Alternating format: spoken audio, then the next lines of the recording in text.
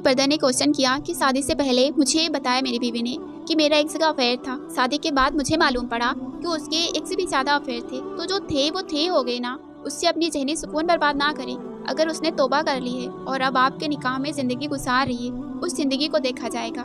اگر اس میں وہ آپ کے ساتھ ایمانداری سے نہیں چل رہی ہے، پھر آپ کا حق بنتا ہے آپ سختی کریں۔ ادروائز اگر وہ توبہ کر چکی ہے، وہ ساری چیزیں پیچھے رہ گئی ہیں اور ان کو آپ بالکل بھول جائیں۔ اس وقت وہ آپ کے نکاح میں ہے، اگر وہ لوئل ہے، وفادار ہے، تو پھر ان کی قدر کریں، کیونکہ وفاداری سب سے اہم چیز ہے۔ ضروری نہیں کہ اگر کسی نے اپنے پاسٹ میں کوئی غلطی کر دی ہے تو آپ ساری زندگی تانے دیتے رہیں گے۔ اللہ کی رضا کے لیے ان کو معاف کر دیں۔ اینڈ سیکنڈ تھنگ یہ ہے کہ خواتین اتنی سچی کیوں ہو جاتی ہیں اچانک شادی کے بعد؟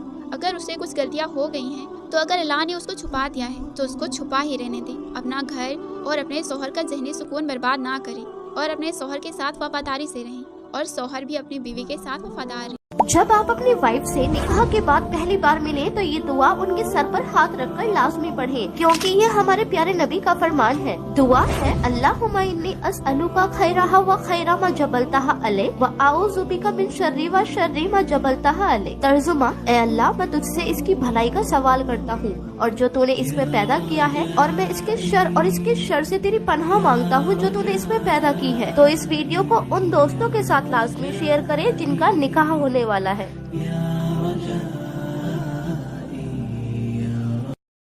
جب تک تمہارا کسی لڑکی کے ساتھ نکاح نہ ہو جائے تب تک تمہارا اس سے بات کرنا حرام ہے۔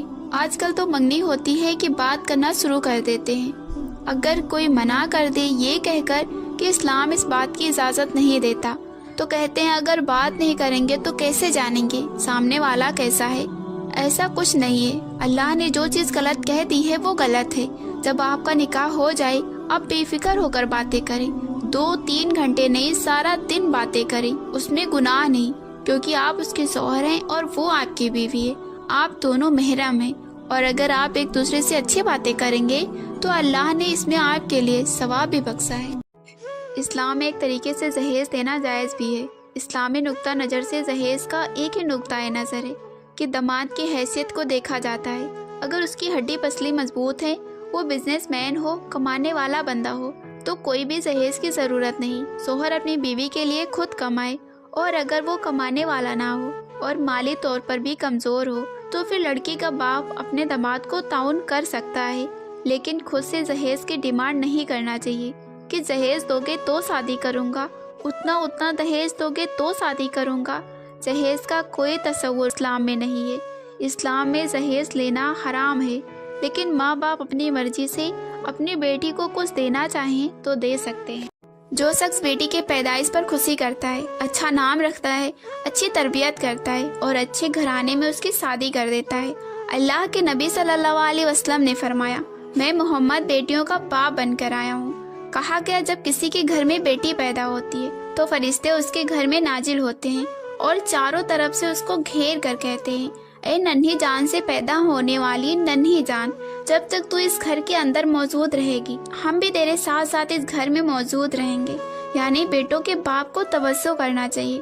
بیٹوں کا باپ ہونا نایاب کی بات نہیں، اللہ بیٹوں کا باپ بھی بنا نصیب فرمائے کیونکہ اس سے نسل چلتی ہے، لیکن بیٹوں کے باپ کو برکت کی تعویذ کی ضرورت پڑ سکتی ہے۔ لیکن بیٹی ہونا وہ فضیلت ہے کہ جب تک بیٹی گھر میں ہے تب تک رحمت کے فرشتے گھر میں رہتے ہیں، یہ ہوتی ہے بیٹیاں۔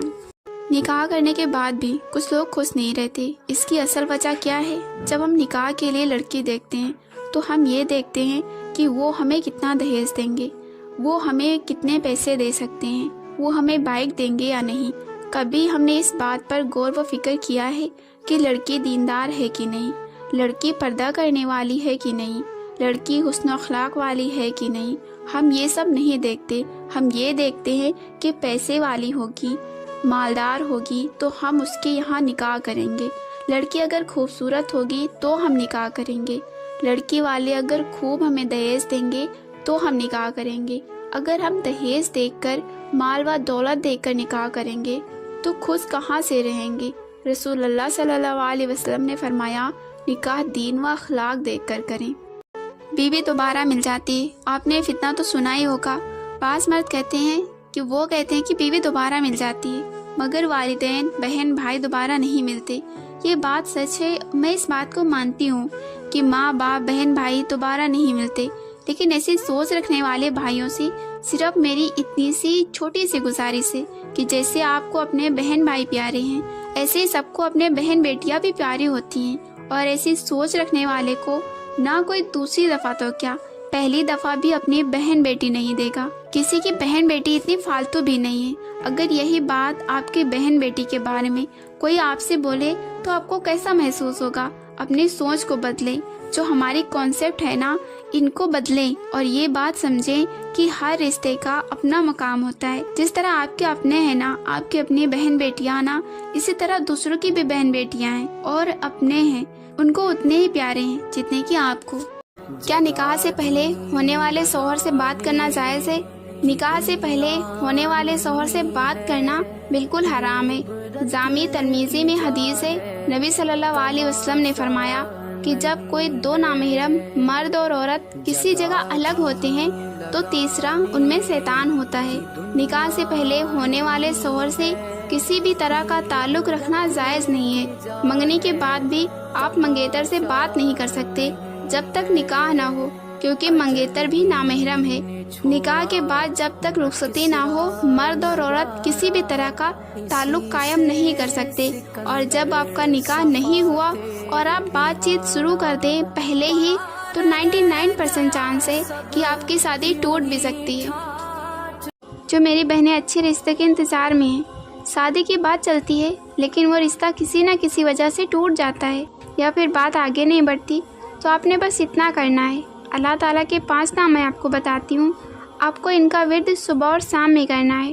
اللہ تعالیٰ کا نام ہے یا اللہ، یا رحمان، یا رحیم۔ ان 3 ناموں کا ورد آپ کو 300 مرتبہ کرنا ہے صبح اور شام میں، اور اللہ تعالیٰ کے 2 نام ہیں یا بسیط یا لطیف۔ ان دونوں نام کا ورد آپ کو 313 مرتبہ کرنا ہے صبح اور شام میں۔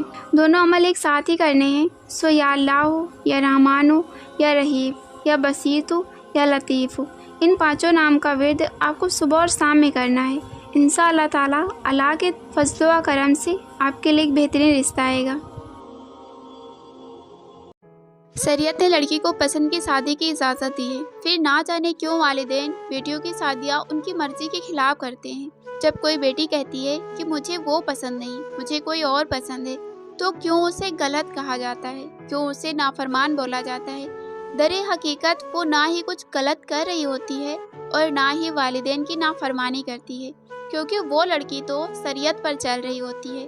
اکثر طور پر والدین قرآن پاک کی قسم دیتے ہیں کہ وہ ان کے مطابق شادی کر لے، تو ایسی قسم آپ کو کوئی دے رہا ہوتا ہے، وہ تب تک نہیں ہوتی جب تک آپ اس قسم کو تسلیم نہ کرو۔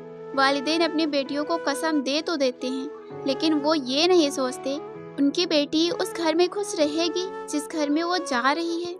شادی کی پہلی رات شوہر جیسے ہی کمرے میں داخل ہوا تو بیوی سے غصے بھری آواز میں کہنے لگا، تیرے باپ نے مجھے بیوقوف سمجھ رکھا ہے کیا؟ وہ یہ کہہ کر بیوی کے پہنے ہوئے سونے کے گہنے اتارنے لگا۔ بیوی کے سونے کے گہنے اتار کر بیوی سے کہنے لگا، تم کیا سمجھتی ہو میں تمہیں یہ گہنے پہننے دوں گا؟ کیونکہ تمہارے باپ نے میرے ساتھ دھوکہ کیا ہے۔ شوہر کی یہ ساری باتیں سن کر بیوی پھوٹ پھوٹ کر رونے لگی اور کہنے لگی، کیا ہوا آخر؟ مسئلہ کیا ہے؟ آپ میرے ساتھ ایسا کیوں کر رہے ہو؟